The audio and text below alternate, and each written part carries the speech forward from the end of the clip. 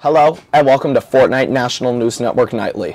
Today we'll be looking at the latest news in the Fortnite community with your hosts Silas Bales and Ryan Deitch. First up, the guided missile. Alright guys, so this is first up on our lineup, and today, just recently actually, the guided missile was added. Personally, I think it's very overpowered because you can literally just circle around the map and kill someone and circle around the map until you find a target and then just go attack them with your guided missiles. And people say, oh, you can shoot it down or you can build, but especially if you have someone else with an RPG, you're not able to build. And it's so maneuverable that you can they can literally just fly it around your buildings. So I think the solution, Epic has a few choices here as to the solution. I think one of them is to make it so it's not as maneuverable. Make it so it's one shot and the rocket blows up, or they can make it so rockets are just more rare. That's always an option with this. So Silas, what's your take? Well, the guided missile, it's very broken. It does basically the same amount of damage as a regular rocket, but you can just fly it around wherever you want. The only reason I would say it's maybe usable and not overpowered is because it's the rarest weapon in the game.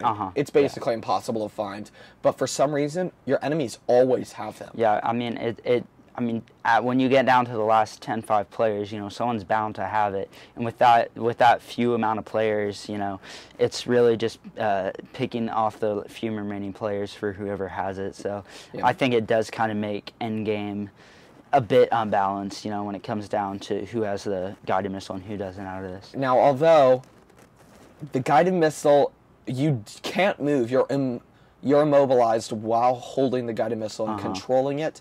That is the one downside to using it. But if you build like a stable fortress with some brick, you're basically good. Or if you have a teammate, really. Yeah.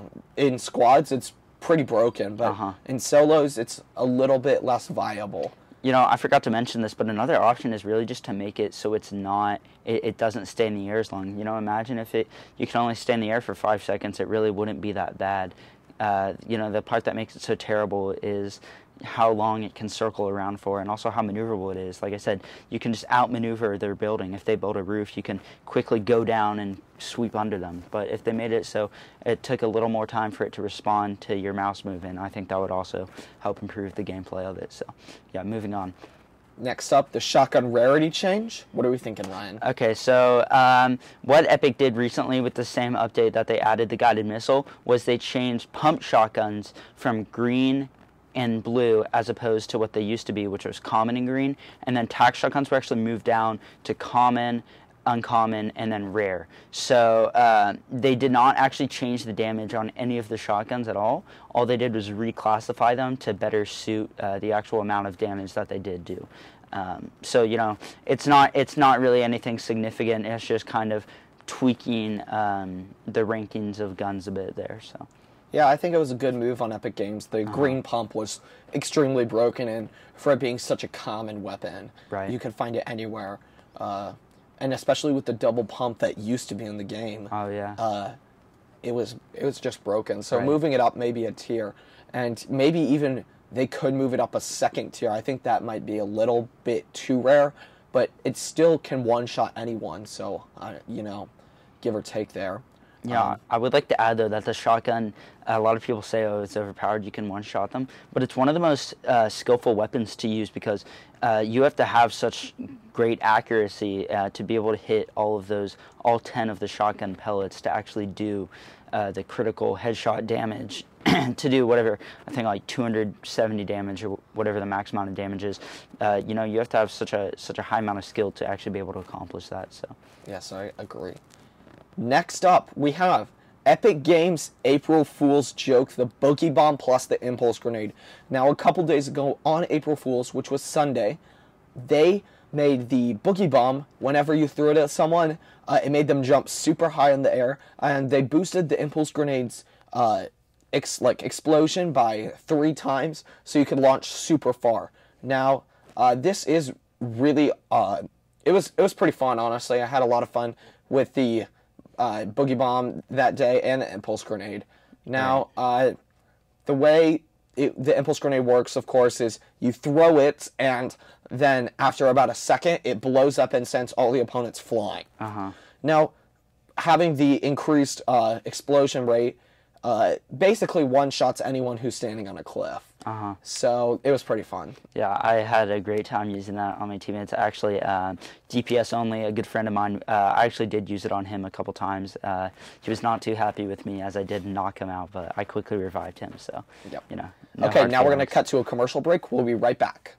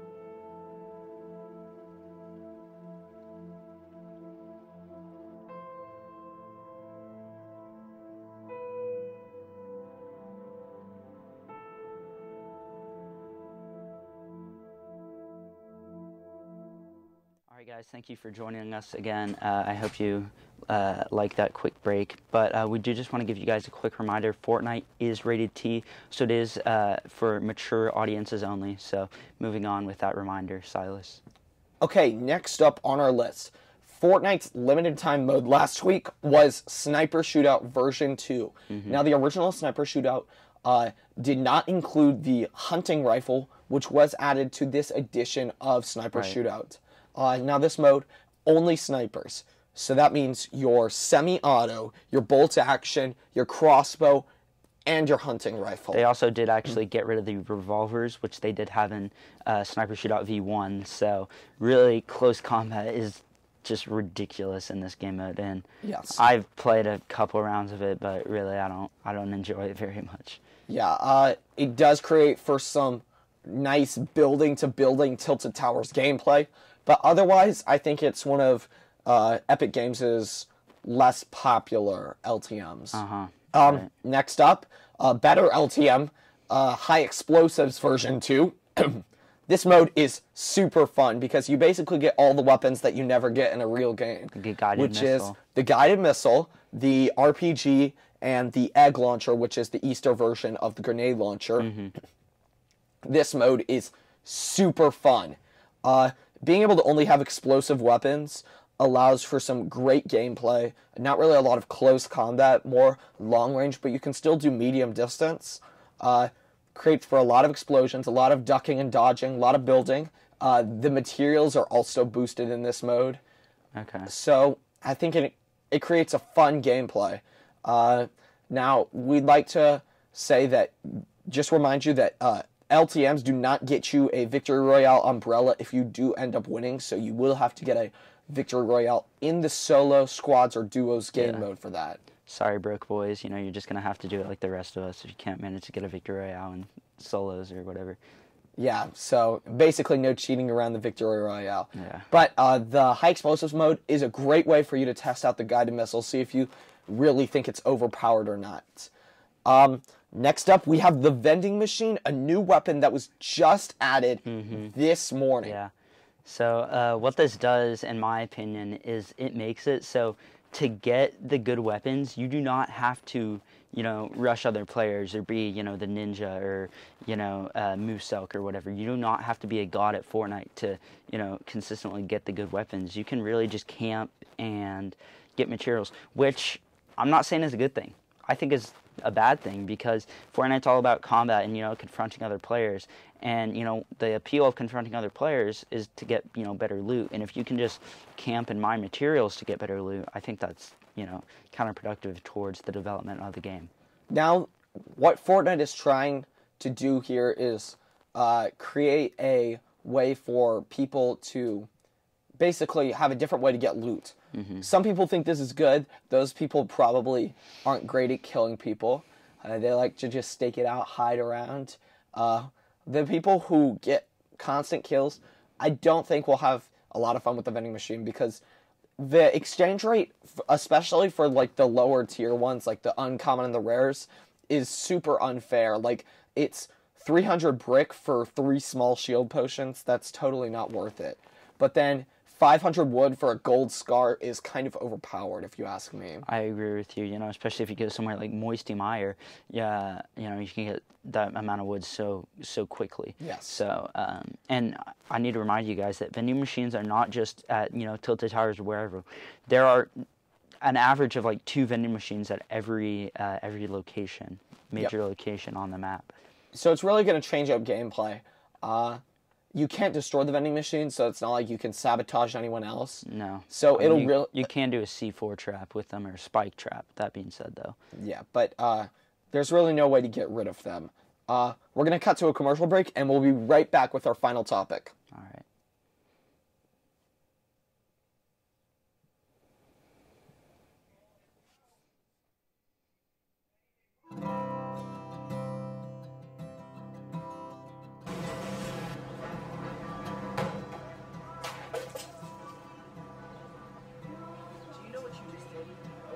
Over 500 million plastic straws are being disposed of into oceans and landfills every day. It can't be true. Watch this. Millions of these end up in thousands of these. Hi. Earlier, I didn't know what I was talking about. 500 million of straws a day is not good for our oceans. If we could just make that one change to reusable straws, it makes so much of a difference for our population and for the sea life. Thank you.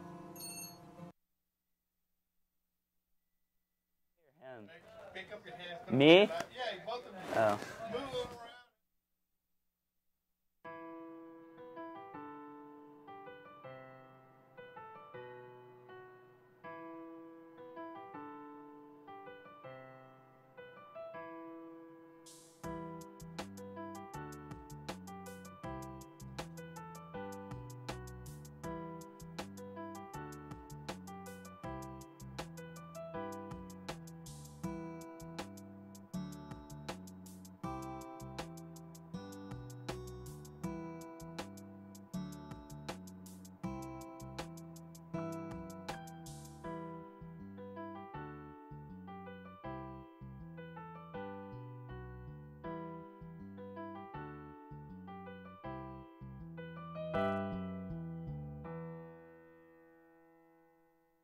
All right, here we are back with the Fortnite National Nightly News Network. So we hope you enjoyed that quick PSA brought to you by our lovely production staff here in the studio.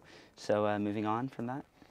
Lastly, our topic for the night is the Tilted Towers conspiracy theory. Now, this is a biggie, boys. It's a biggie. This is probably the biggest event that really Epic has ever brought us, and there's so much speculation going on.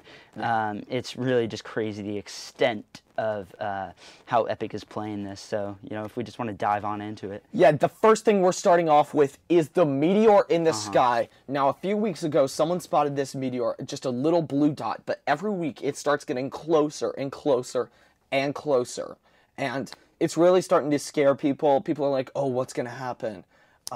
Most people are leading to the fact that Tilted Towers will be destroyed by this meteor.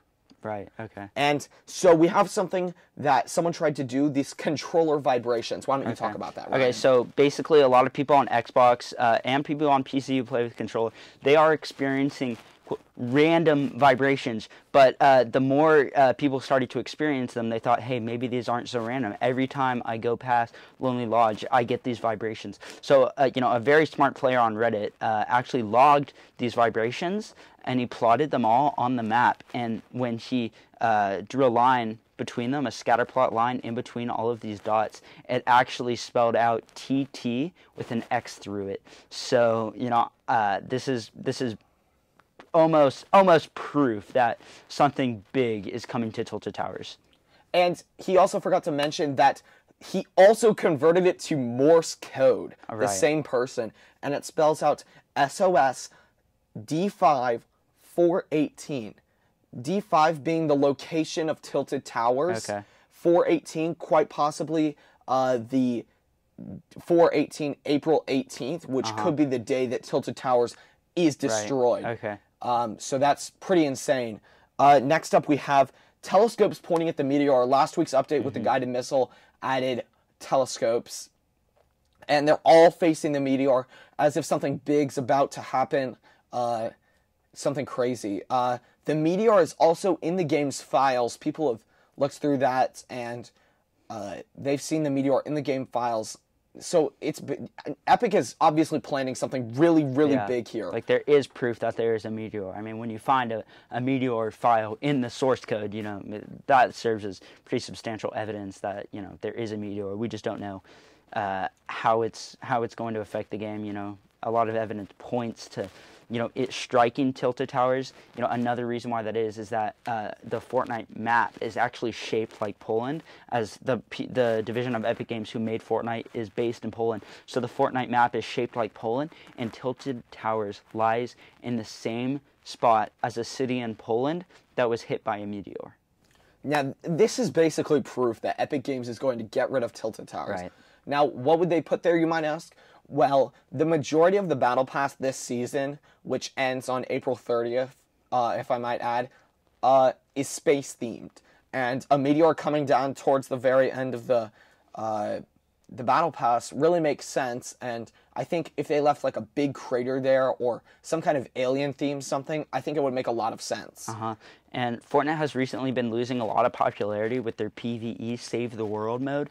So my best guess is that there's going to be some type of alien or invasion or some type of, you know, space-themed, you know, playerverse environment type setting here, where the player is going to be forced to defend Tilted Towers or save the world against some sort of alien invasion. I think that's going to all tie into this whole meteor thing. So yeah.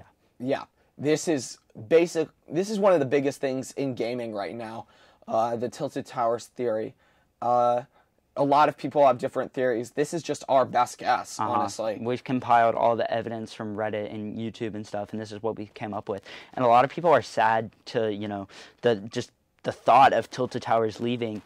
Really, the reason they would is because Epic has received constant complaints, they claim, claiming that it draws like 40 people a game to Tilted Towers, and it draws a lot of people from other areas like Pleasant Park and retail and Snobby Shores and all that.